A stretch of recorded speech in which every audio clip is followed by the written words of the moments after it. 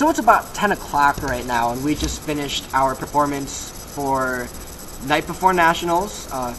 This was a presentation we did for the speech and debate team here at Harper. I was on my way out until I looked at my laptop and I realized that I pulled up my old retirement persuasion that I wrote and unfortunately never got to compete with this year. And I pulled it up to just grab a piece of evidence from it to see if I'd be able to incorporate it within my speech. However, I got to talking to somebody after the presentation, and they were so taken aback by the amount of passion and the amount of work that gets put towards on our team. And they just couldn't believe the work that we put in. And I really do love this activity more than anything else in the entire world. If it weren't for speech and debate, I doubt I'd even still be in college right now, to be honest. So I really do owe this activity a lot, and when I'm older, I really hope that one day I'll have enough money to put together a scholarship fund so that I can incentivize some kids to stay in school and to pursue the activity that I love.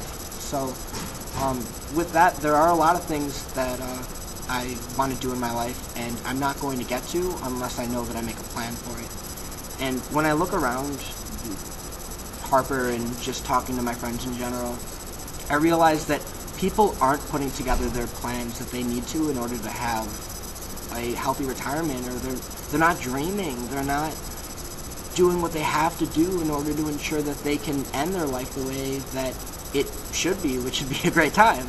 I mean, I talk to kids who go to music festivals all the time and who spend hundreds of dollars on these crazy tickets, yet they don't even put aside a dime so that they can ensure that they can see these shows when they're older. It just doesn't make sense to me. So I remember a moment when I went to go see the Wombats last semester. I actually skipped one of my classes to go see it, and there was a specific song that I remember hearing. It was Moving to New York, and it was really at that moment that I realized that I wanted to go into finance and really help people retirement plan more than anything in the world, and that I really want to pursue a career where I can help people get the resources that they need to ensure that they can make their life a life worth living. And I wrote this speech a long time ago, and it was just sitting in my drive. I really didn't expect anybody to listen to it, and I didn't even know if I'd memorize it or perform it or whatever, but I have been able to successfully convince a few of my friends to take their retirement more seriously and have been saving what they need to in order to live this. So I'm going to record this speech, and if I can even get one person out there to take their retirement goals and actually plan their retirement more seriously, then, you know, this 10 minutes was worth it. So with that, I'm going to give you my speech that I wrote a couple months ago, and I hope you guys enjoy. British author Jonathan Clement said that retirement is like a long vacation in Las Vegas. The goal is to enjoy it to the fullest, but not so fully that you run out of money. Retirement is meant to be that inflection point, a moment in time when we give up a lifetime of hard work and exchange it for the paradise of our own creation. Goodbye tension, and hello pension. Yet, if we look at the way seniors are currently living their golden years, it's anything but heaven on earth. Today, millions of seniors across America are forced to live well below their means due to poor retirement planning. The New York Times reported on July 21st of 2012 that in the U.S., almost half of middle-class workers will be poor or near poor in retirement, living on a food budget of about $5 a day. Our dreams never retire, and if we hope to achieve ours one day, we must start saving, investing, and planning for our post-employment Las Vegas vacation. First, we'll look at the problems of the current retirement crisis. Second, we'll address what's causing it. And third, we'll go over some solutions so that we can all build the futures that we deserve. To start, our retirement years are becoming a living nightmare. This is since we are required to retire with a whole lot less money and at much older ages than previous generations ever had to do. USA Today reported on January 10th that 3 out of every 4 Americans near 65 have less than $30,000 in retirement savings to get them by. With those savings, retiring at 65 and living for just another decade means that we'll have to get by with less than $3,000 a year, $250 a month, or $8.25 a day. Most teens can hardly even imagine getting by a minimum wage by the hour, much less expecting to live off of $8.25 every single day. It's impossible.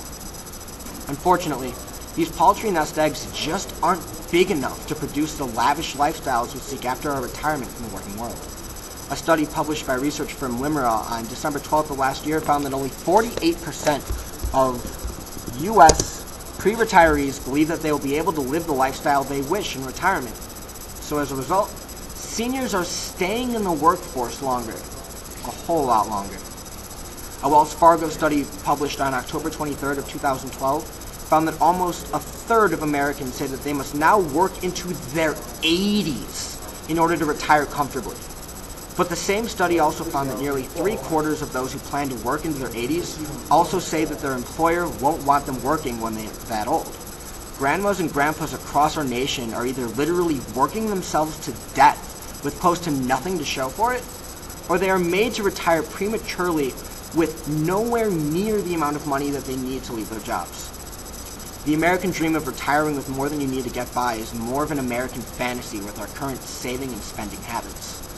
This retirement crisis is unfortunately nothing new, and it's also one of the most predictable economic disasters to date. It is caused by our lack of proper retirement planning since, 1, we are too short-sighted to think about retirement planning in our early years, and 2, we think we'll be okay putting it off. Our society moves very quickly, and you either keep up with its demands or you fall behind.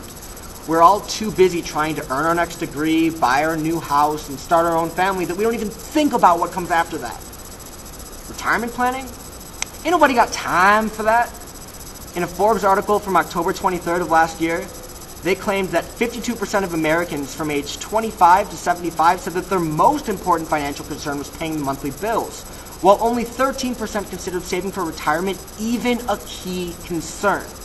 We rush ourselves to keep up with the new social standard for financial security that we allow ourselves to become downright tunnel-visioned about our personal finances and future. Those respondents also said that home remodeling and vacation planning had taken precedence over saving for retirement over the last 12 months. While it may be possible to make it to retirement, we won't live comfortably through our retirement because we underestimate the importance of thoughtful and comprehensive financial planning. We chase arbitrary things like college degrees, home ownership, and marriage before we even bother to take a look at the bigger picture. We're fine with borrowing more money to pay for a 4-year school than we actually plan on saving for retirement, even though we have no idea of what we want to study in the first place, and no guarantee that we'll even find a job that makes it a worthy investment in the first place. Since the Associated Press reported on April 23rd that 1 out of every 2 college graduates are unemployed or underemployed for their credentials. We spend years looking at houses and shopping for 30-year mortgages that we can't really afford, even though 2010 data from the Census Bureau shows that we moved residencies an average of 12 times in our lifetime. We can spend weeks planning luxurious vacations and family getaways, yet a Fidelity investment study on May 9th of last year found that nearly 3/4 of U.S. workers spent less than 8 hours a year managing their 401k accounts. Even worse, we are ignorantly expecting Social Security to earn us enough to retire on. According to their own projections from the trustees of the Social Security and Medicaid trust funds, Social Security is projected to run out of money by 2033, and Medicaid is projected to run out of money by 2024. Data from the Center on Budget and Policy Priorities from November 6th of 2012 tells us that for nearly 2/3, or 65% of elderly beneficiaries, Social Security provides the majority of their cash income. Now, more than ever, we cannot let the government spend these programs out of existence, because if they do, then we are alone. And we are the only ones who can prepare and save ourselves enough to prevent ourselves from running out of cash before this big game is over. The solution is to tell America to start building her retirement today. We can begin by promoting retirement and finance education, and then we can actually do what it takes to achieve our retirement dreams, which is to plan, save, and invest. According to a survey of 401k participants from Charles Schwab on May 7th, more than half said that they don't have the time, interest, or knowledge to properly manage their 401k portfolio. A simple phone call to a CFP can make the difference between you building your retirement right and becoming another financial victim to inaction. We can also push our schools to start teaching the importance of finance and retirement planning. In an education system filled with standardized students, we can still give them the tools they need to build a plan, manage a budget, pursue their dreams, and desire and define their own success. Check to see if your own school has a finance club, or even practice managing virtual portfolios on market simulators like Wall Street Survivor. But the real answer is to start saving, and to start saving as early as you can. The CNN article published on May 10th of last year found that 49% of Americans aren't contributing to any retirement plan, and it's 56% for people ages 18 to 34. At the government level, we can push for Social Security reform to keep the program solvent in the long run, and for the government to increase interest rates so that upcoming retirees can earn more money from savings accounts, CDs, and bonds. At the family level, parents and older family members can encourage the younger ones to save and invest by matching a certain amount of money for every dollar saved. Like, mom or dad will match you 20 cents for every dollar that you invest, for example. At the personal level, we can realize that on Wall Street, time is more valuable than money. And we can begin to put aside money early and often. It is Chicago. Even if it is small investments, because it will make an unbelievable difference to your net worth. In fact, a 20-year-old college student who earned the market average of just 10% annually and invested just $20 a month until he was 70 would own over $250,000 in equities. That is over 10 times what the average American saves. If the student invested in stocks with dividend yields over 2.4%, like Apple, for example, and reinvested them every quarter, this number would grow to be about $1,000 short of $600,000. A real retirement isn't without our reach. We just have to be willing to put in what's necessary to achieve it. Today, we looked at the problems of the current retirement crisis. We demonstrated how this was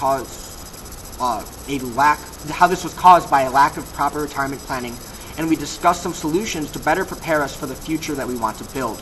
When it comes to your retirement, we can choose to continue living day to day to day to day with a reckless disregard for our dreams and our ambitions. Or we can put in the time, the work, the discipline, and the planning to really make it something great. We owe it to ourselves to build a life that's meaningful and is filled with passion.